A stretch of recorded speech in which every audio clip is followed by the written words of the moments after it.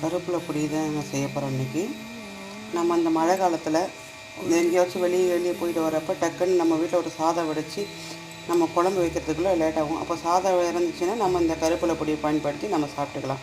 ரொம்ப இரும்பு சக்தி நிறைஞ்சது கூட. இப்போ இந்த கருவேப்பிலை பொடியை நம்ம எப்படி செய்யலான்னு பார்க்கலாம். ஒரு கடாயை வச்சுருக்கேன். நான் செக்கு கடலை எண்ணெய் தான் பயன்படுத்துகிறேன்.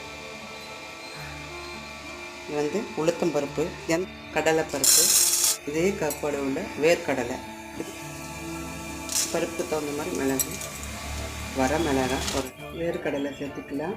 மாட்டையில் பூண்டு சேர்த்துக்கலாம். நல்லா பொன்னிறமாக வர போட்டுடுச்சு. கருவேப்பிலை சேர்த்துக்கலாம். நல்லா பொடி பண்ணியாச்சு. கருவேப்பிலை பொடி பாருங்கள். கருவேப்பிலை பொடி இது நிறைஞ்ச இந்த கருவேப்பிலை பொடி சாதம் செஞ்சு பாருங்கள். சூப்பராக இருக்கும்.